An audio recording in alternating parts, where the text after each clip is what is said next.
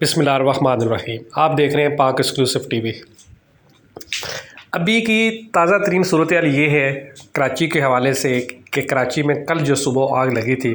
उस पर ताहाल काबू नहीं पाया जा सका। फायर ब्रिगेड वालों से जब बात हुई तो उनका कहना था कि जी इस शोरूम के नीचे,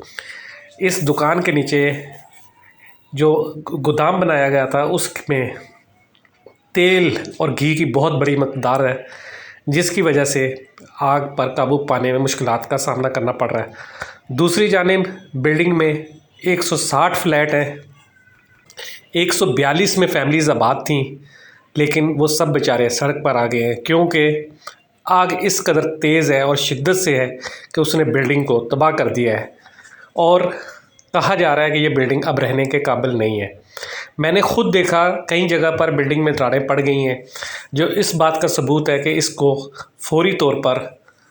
मरम्मत करने की या कोई ऐसे ज़राए से सपोर्ट करने की ज़रूरत है जिससे ये बिल्डिंग गिरने से महफूज रहे। वहाँ जो हकाम मुख्तलिफ़ अदारों के थे उनकी जब बात हुई वो भी ये कह रहे हैं कि इस बिल्डिंग के हवाले से एक सर्वे होगा आग बुझाने के बाद, उसके बाद फ़ैसला किया जाएगा कि यहाँ रहायशियों को वापस रहायश के लिए रहने की इजाज़त मिलेगी या नहीं मिलेगी। दूसरी जानिब सवाल ये पैदा होता है, इतनी वीआईपी जगह पर, इतनी अहम रोड पर, इतने बड़े स्टोर के नीचे इतनी बड़ी पार्किंग में कैसे गोदाम बन गया। ये सिर्फ़ इस जगह की बात नहीं, आप किसी भी सुपर स्टोर पर चले जाएं, आपको वहाँ सब जगह पे यही माहौल मिलेगा। इम्तियाज़ स्टोर जो डेयरी एक्सप्रेसवे के साथ है उसका के सबको पता है, बहुत फटा हुआ सब कुछ हुआ, लेकिन सब वैसे का वैसे ही चल रहा है। ज़रूरत इस बात की है कि शहरी इदारे इंसानी जानों की कदर करें और इस तरह के वसाइल को काबू पाएँ। सिंध हुकूमत का कहना है कि वो इस चीज़ का जायज़ा ले रही है कि इतनी बड़ी जगह पर स्टोर कैसे बना और किसकी इजाज़त से बना। पिछले साल सुप्रीम कोर्ट के हुक्म पर इस तरह की बिल्डिंगों पे और इस तरह की पार्किंग के ख़िलाफ़ कार्रवाई हुई, लेकिन उसके बाद फिर सूरत हाल वहीं की वहीं है। आप देख रहे हैं पाक एक्सक्लूसिव टीवी। इस इलाके में रहने वालों को शदीद धुएँ का सामना है, बहुत सारी मुश्किलात का सामना हो रहा है, ख़ास तौर पर ट्रैफिक बहुत जाम हो रही है, लेकिन उसकी मेन वजह यही है कि 3-4 जो सर्विस रोड है, मेन रोड है, वो सब बंद हुए हुए हैं इसकी वजह से। और ये जो है आने वाले चंद घंटों में कहा जा रहा है कि इस आग पर काबू पाया जाएगा। और इस हवाले से सईद गनी से भी गुफ्तगू हुई, अभी आपको दिखाते हैं कि उन्होंने इस हवाले से क्या कहा, क्योंकि आग बहुत तेज़ थी और काबू नहीं पाया जाएगा। सईद गनी की गुफ्तगू सुने।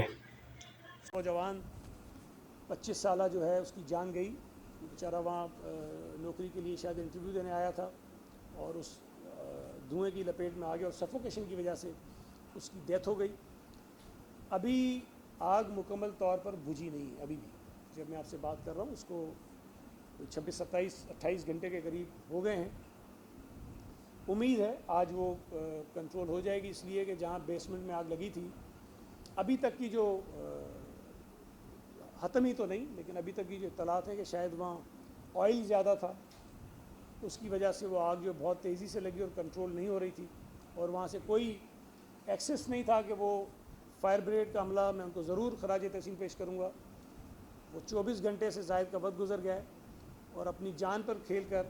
वो इस आग को बचाने की, इस आग को ख़त्म करने की कोशिश कर रहे हैं। उन्होंने बहुत मेहनत की है और वो काबिल सताइश हैं। वो तमाम लोग फायर ब्रिगेड का अमला, चाहे वो KMC का हो, चाहे वो बैरिया से आया हो, चाहे वो नेवी का हो, जिन जिन इदारों ने इसमें ताउन किया है उन सब ने बहुत काविशें की हैं। लेकिन जो सबसे एक और जो अलमनाक इसका पहलू है, जो मैं समझता हूँ कि बहुत अहम बात भी है, कि उस बिल्डिंग में तकरीबन 160 जो है वो फ्लैट्स हैं और उन 160 फ्लैट में से 158 में मुख्तलिफ़ फैमिलीज़ आबाद थी, उनको वहाँ से निकाल लिया गया है। लेकिन वो इमारत अब तक की जो रिपोर्ट्स हैं उनके मुताबिक रहने के काबिल नहीं है, उसकी बुनियादों को बहुत नुकसान पहुंच चुका है और ये एक बहुत बड़ा मैं समझता हूं कि ज़िम्मेदारी का काम है कि उन लोगों की अब हमें केयर करनी है और उसके बाद फिर जो बराबर की बिल्डिंग्स हैं उसमें ज़्यादा तो कमर्शियल यूनिट्स थे, लेकिन कुछ घर हैं, कुछ अपार्टमेंट्स हैं बराबर में, उनको भी खाली करवाया गया है। तो ये बहुत बड़ा चैलेंज होगा इस आग को बुझाने के बाद कि उन फैमिलीज़ की रीसेटलमेंट और वो किस तरह की जाए। जो ज़िले इंतज़ामिया है उन्होंने ऑफ़र की है तमाम फैमिलीज़ को जो अभी अपने अपने अजीज़ व अकारब के यहाँ कहीं चले गए हैं, लेकिन उनको ये ऑफ़र की है कि अगर उनको फौरी तौर पर कहीं रिहाइश का कोई मसला हो तो हम उनको कोई फ़िलहाल अरेंजमेंट उनका कर सकते हैं, ताकि कम से कम जब तक ये सारा मामला सेटल हो तब तक वो अपने बच्चों के साथ कहीं रह सकें। तो ये बहुत बड़े चैलेंजेस हैं ये वाक़या, और यकीनन इसमें जब ये सारा आग पे काबू पा लिया जाएगा तो इस चीज़ को देखा जाएगा कि वो जो बेसमेंट था, क्या वो बेसमेंट किसी वेयर हाउस के तौर पर अप्रूव हुआ था, पार्किंग के तौर पे अप्रूव हुआ था, अगर पार्किंग थी तो उसका मिसयूज़ हो रहा था तो वो क्यों हो रहा था, किस तरह हो रहा था। बहुत सारी चीज़ें हैं, ज़ाहिर है इसके अंदर जब तहकीकात होगी तो वो चीज़ें सामने आ जाएंगी।